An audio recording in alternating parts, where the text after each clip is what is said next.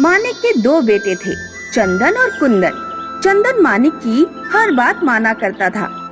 चंदन पढ़ाई के साथ साथ जॉब भी किया करता था और वही कुंदन बस मटर गश्ती करने में ही डूबा रहता था। अरे नालायक, कुछ सीख अपने बड़े भाई से। एक वो है जो घर का सारा खर्चा संभालता है और एक तू है जो मुफ्त की रोटियां तोड़ता है। मानिक कुंदन को हमेशा खरी खोटी सुनाया करता था, पर कभी भी कुंदन ने मानिक को उल्टा जवाब तक नहीं दिया। समय बीता, चंदन को अच्छा जॉब लग गया और कुंदन एक छोटी सी दुकान में काम किया करता था। मानिक को लगता था कि चंदन उसके बुढ़ापे का सहारा बनेगा, इसीलिए वो चंदन को कुंदन से ऊपर समझता था। कुछ वर्षों बाद चंदन की शादी हो गई। शुरू में सब ठीक था, पर फिर कुंदन और उसकी कल्पना के अक्सर झगड़े हुआ करते थे। अरे देवर जी, आप कुछ काम नहीं कर रहे हो तो जाकर बाजार से सब्जियां ही ले आइए। माना मैं कुछ काम नहीं कर रहा, पर फिलहाल आप भी तो कुछ नहीं कर रही। आप ही बाजार से सब्जियां क्यों नहीं ले आती? चंदन की पत्नी चंदन के कान भरने लगी थी। वो हर बात को बढ़ा चढ़ा कर चंदन को बताया करती थी। इसी कारण चंदन और कुंदन के बीच में मनमुटाव बढ़ गया था। वो लोग अक्सर झगड़ते रहते। मानिक ये सब देखकर परेशान था और उसने निर्णय ले लिया कि बंटवारा ही इस सब का उपाय है। उसने अपने दोनों बेटों को बुलाया। मुझे नहीं लगता कि तुम दोनों एक साथ इस घर में रह पाओगे। मैं चाहता हूँ कि तुम दोनों खुश रहो, चाहे फिर उसके लिए तुम दोनों को अलग ही क्यों ना रहना पड़े। मैं बंटवारा करना चाहता हूँ। क्या? हाँ कुंदन, मुझे कुछ नहीं चाहिए। आपने जो भी कमाया है सब भैया को दे दीजिए। ऐसा कैसे हो सकता है? मेरी जायदाद में बस दो ही चीजें हैं, पहली ये घर और मेरे शहर से दूर खरीदी हुई जमीन। ये घर मैं चंदन को देना चाहता हूँ क्योंकि उसकी शादी हो चुकी है और उसका एक परिवार है, और मेरे शहर के बाहर वाली जमीन तुम रख लो। ठीक है पापा। कुंदन ने भी हामी में मुंडी हिला दी। उसी दिन कुंदन अपना सारा सामान लेकर शहर के बाहर वाली जमीन पर चला गया। वहाँ एक छोटी सी झोपड़ी के अलावा कुछ नहीं था, पर उस झोपड़ी को देखकर भी कुंदन खुश था। कम से कम सर पर छत तो है और मेरी वजह से किसी को कोई परेशानी भी नहीं। और क्या चाहिए मुझे? अगले कई महीनों तक कुंदन इस पहाड़ी जगह पर लकड़ियों का घर बांधने लगा। वो सारी मेहनत अकेले ही कर रहा था, पर कुंदन खुश था। यहाँ चंदन की पत्नी को अपने ससुर से भी अड़चन होने लगी थी।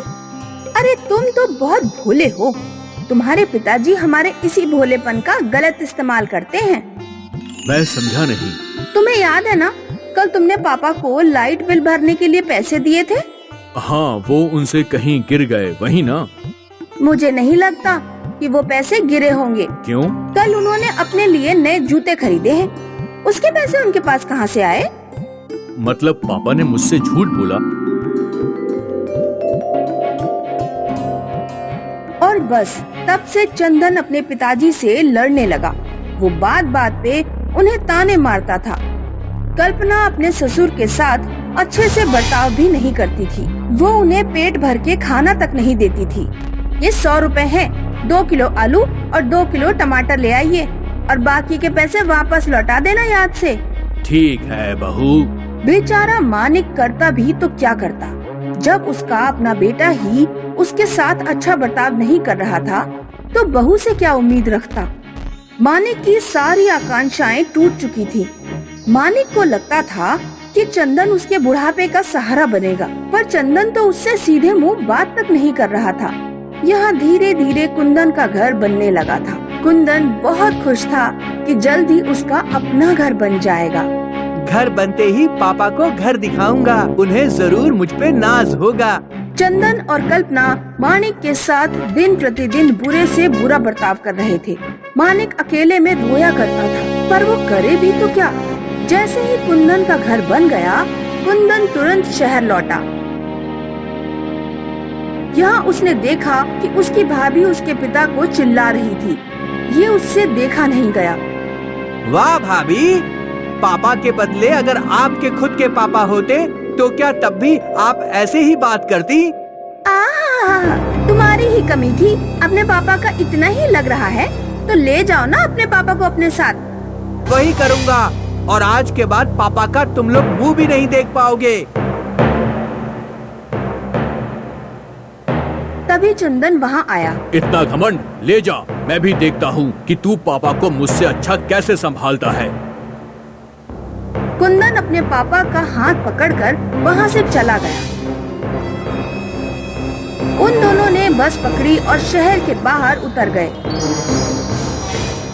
मानिक को अपनी आंखों पर यकीन नहीं हो रहा था। यहाँ तो बस एक झोपड़ी थी ना। हाँ, मैंने ही यहाँ ये घर बांधा है। यही बताने मैं आपके पास आया था।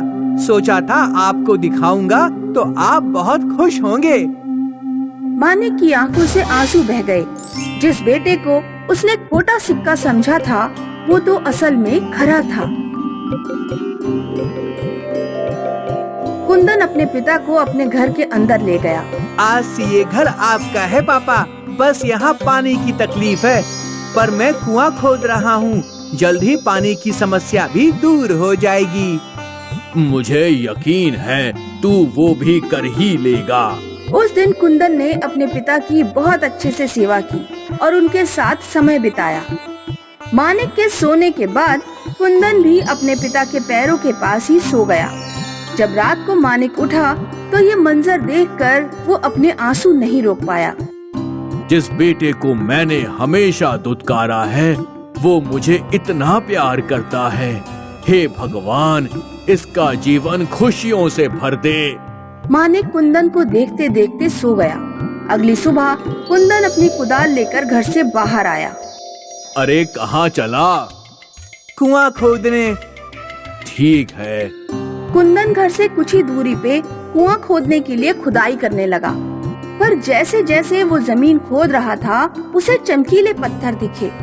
ये क्या है? कुंदन ने उन पत्थरों से धूल मिट्टी हटाई तो उसे असली सोना दिखा। उसकी आंखें फटी की फटी रह गई। पापा देखो, मुझे सोना मिला। इतना ही नहीं, पूरे का पूरा पहाड़ है सोने का। ये पहाड़ नहीं, तेरा मन है सोने का। मतलब? कल तक मैंने तुझे बस दुत्कारा था, पर तूने मुझे हमेशा प्यार ही किया। ये तेरी अच्छी नियत है बेटा, जो ये सोने का पहाड़ तेरे हिस्से में आया। तू इसका असली हकदार है। सोने का पहाड़ पाकर कुंदन की जिंदगी ही बदल गई। उसने अपने पापा को सारी सुख सुविधाएं दी। वहीं चंदन और उसकी पत्नी जल भुन रहे थे। हमारी तो किस्मत ही खराब है जो हमें हिस्से में बस ये घर मिला। पापा को ये पहले से पता होगा, इसीलिए वो सोने का पहाड़ कुंदन को ही दिया होगा। जो भी हो, अब हम कर भी क्या सकते हैं? तुम्हारा भाई थोड़ी हमें कुछ देगा। कैसे देगा? तुम कभी उससे सीधे मुंह बात करती थी क्या? अब ये सब मेरी गलती? तुम क्यों मेरी बातों में आकर अपने भाई और पापा से लड़े थे? चंदन और उसकी पत्नी आपस में लड़ रहे थे और वहाँ कुंदन अपने पिता की सेवा में खुश था। तो इस कहानी से हमें ये समझ आ गया कि कर भला तो हो भला।